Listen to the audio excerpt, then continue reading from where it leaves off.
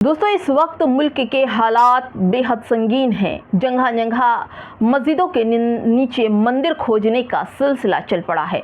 मुल्क के मौजूदा हालात में एक बेहतर संगीन और तफ्तीशनाक रुझान देखने को मिल रहा है। किसी मस्जिद या इबादतगाह के खिलाफ शिकायत होते ही मुकामी इंतज़ामिया, चाहे वो डीएम हो, तहसीलदार हो या जिला इंतज़ामिया, फ़ौरन नोटिस जारी कर देती है। अक्सर ये कार्रवाई उन लोगों की शिकायतों पर हो रही है दोस्तों, जिसका ताल्लुक हुकूमत आसार जो रसूख रखने वाले या समाज में नफरत फैलाने वालों के हलकों से लिया जा रहा है।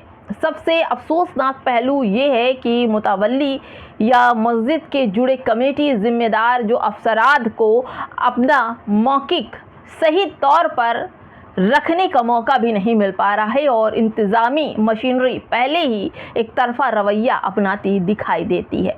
आखिर क्यों मस्जिदों के नीचे मंदिर तलाशे जा रहे और उन लोगों की शिकायतों पर जिनका इस देश की तरक्की में कोई भी अहम हिस्सा नहीं। नमस्कार, आप देख रहे हैं बामसेफ न्यूज़ और मैं हूं आपके साथ शैला। दारुल उलूम देवबंद की यही मस्जिद रशीद है जिसके बारे में हिंदू रक्षा दल ने 14 फीट नीचे मंदिर होने का दावा किया है।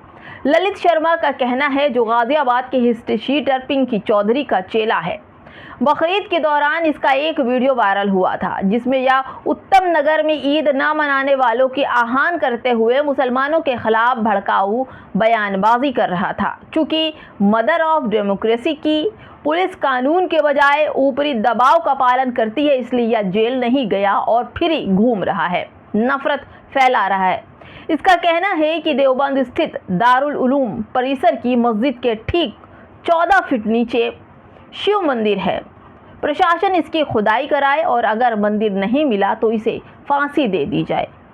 दोस्तों, इसकी इस मांग को मेरा और पूर्ण समाज के अमन पसंद लोगों का समर्थन है, लेकिन उससे पहले इससे उन सभी की लिस्ट ले ली जाए जो मस्जिद के नीचे मंदिर होने का दावा कर रहे हैं और मंदिर ना मिल पाने के एवज पर खुद के लिए फांसी की मांग कर रहे हैं। इसके बाद खुदाई की जाए और उस खुदाई का लाइव प्रसारण भी होना चाहिए ताकि दुनिया देखे कि यहाँ क्या चल रहा है। और अगर खुदाई के बाद मस्जिद के नीचे मंदिर नहीं निकलता तो फिर इन सभी को संपत्तियों को बेचकर उन खुदाई में आए खर्च को पूरा किया जाए और मस्जिद के पुनर्निर्माण में आने वाले खर्चों को भी इन्हीं के संपत्तियों से पूरा किया जाए।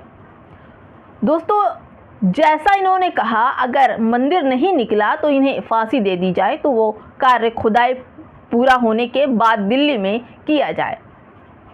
इसे दिल्ली में जमुना किनारे लटकाया जाए। अगर ऐसा हो जाता है तो आप यकीन मानिए कि मस्जिद के नीचे मंदिर खोजने वाली प्रजातियां इस देश से हमेशा के लिए लुप्त हो जाएंगी। कहीं भी इनका नामो निशान जिक्र तक आपको नहीं मिलेगा। दोस्तों, मस्जिदों के नीचे मंदिर तलाशने वाले अब थोड़ा सा इधर आ जाइए। मध्य प्रदेश के धार में स्थित हज़रत कलामुद्दीन चिश्ती दरगाह और भोजशाला कमाल मौला परिसर के पास उस वक्त माहौल तनावपूर्ण हो गया जब लोगों द्वारा भोजशाला झांकी और काशी मथुरा बाकी जैसे नारे लगाए गए और सोशल मीडिया पर वायरल वीडियो में इनके जवाब में मुस्लिम समुदाय की ओर से भी अल्लाहू अकबर के नारे लगाए गए। ऐसा सुना देखा जा सकता है वीडियो में।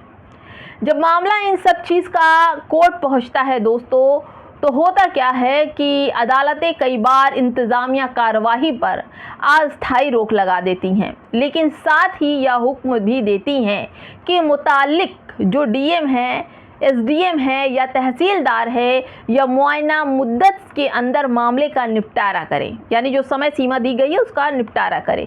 सवाल ये पैदा होता है कि जिस अफसर ने पहले ही मस्जिद के नीचे मंदिर होने की घोषणा के लिए नोटिस जारी कर दिया, वही बाद में गैर जानिबार जो फैसला करने वाला है कैसे बन सकता है। कुदरती इंसानियत यानी प्रिंसिपल ऑफ नेचर जस्टिस का बुनियादी उसूल ये कहता है कि कोई शख्स अपने ही मामले में जज नहीं हो सकता, नेमो जुडिक्स इन केस इन सुआ, मगर अमलात यही होता दिखाई दे रहा है। हालिया दौर में जो बख्शी का तालाब, लहरपुर, तंबोर और दूसरे कई अजला में इसी तरह की कार्रवाई देखने को मिल रही है, जहां मस्जिदों को अतिक्रमण, राजस्व, ज़मीन या फिर इंतज़ामी अहकाम के नाम पर निशाना बनाया गया।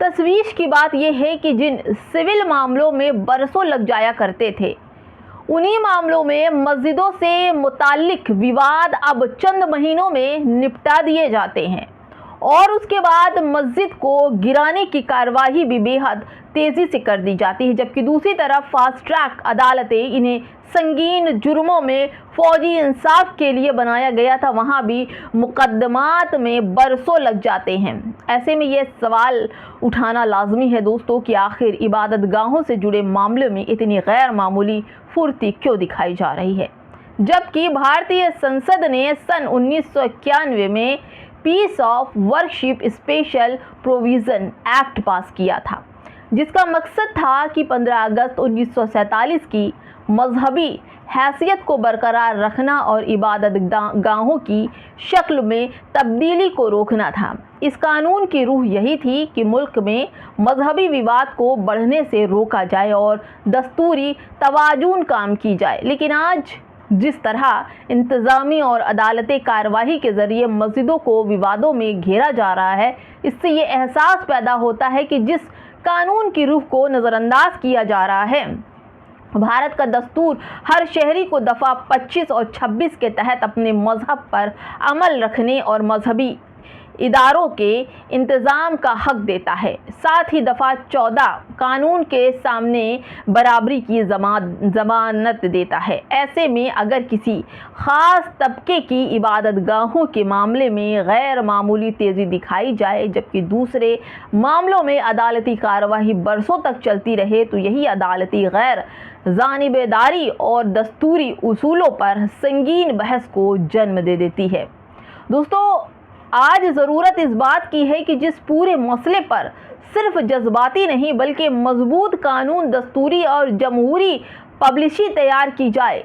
समाज के जिम्मेदार अफसरान, कानून के माहिरीन, सांसद और समाजी क़यादत मिलकर ऐसा रोड मैप तैयार करें जिससे दस्तूर की तरफ से दी गई मजहबी आज़ादी और इबादत गाहों को हिफाजत यकीनी बनाई जा सके। क्योंकि अगर कानून की तशरीह और इंतज़ामी इख्तियारात का इस्तेमाल एक तरफा अंदाज में होता रहा, तो यह सिर्फ एक तबके का मसला नहीं होगा बल्कि मुल्क की दस्तूरी ढांचे और अदालती निज़ाम की साख पर भी एक सवाल खड़ा कर जाएगा और एक बहस का मुद्दा बना रह जाएगा। फिलहाल दोस्तों, मस्जिदों को लगातार निशाने पर लिया जा रहा है, उनकी खुदाई और न जाने और कितनी मस्जिद विवादों के घेरे में हैं और कितनी मस्जिदों के फैसले आ गए हैं। अब ये सोचिए, लोगों की इबादत गाहों पर अगर ज़वाल आएंगे तो लोग कोर्ट का दरवाज़ा खटखटाएंगे और कोर्ट जब अदालतें जब फैसले सुनाती हैं तो आप जानते हैं कि फ़ैसले को सबको सर आँखों पर रखना पड़ता है और कैसे फ़ैसले आते हैं ये सब जानते हैं। फ़िलहाल दोस्तों, इस वीडियो में इतना ही। नफ़रती अपनी नफ़रत फैला रहे हैं, लगातार मस्जिदों के नीचे मंदिर तलाश रहे हैं, लेकिन जानिब जो ख़ास मुद्दे हैं उससे लोगों को भटकाया जा रहा है। बेरोज़गारी का मुद्दा, स्वास्थ्य का मुद्दा, पेपर लीक का मुद्दा, तिलचट्टों वाला मुद्दा, देश के अंदर महंगाई का मुद्दा, पेट्रोल का मुद्दा, सोने का मुद्दा, खाने का मुद्दा, गाय का मुद्दा, हर मुद्दे पर अगर एक ही ज़ख्म पर मरहम अगर है तो वो है मुसलमान। और मुसलमान ऐसा मरहम है कि हर मुद्दों पर लगते ही लोग तमाम मुद्दों को भूल कर केवल एक ही मुद्दा याद रखते हैं, मुसलमान। फ़िलहाल दोस्तों, इस वीडियो में इतना ही। नमस्कार।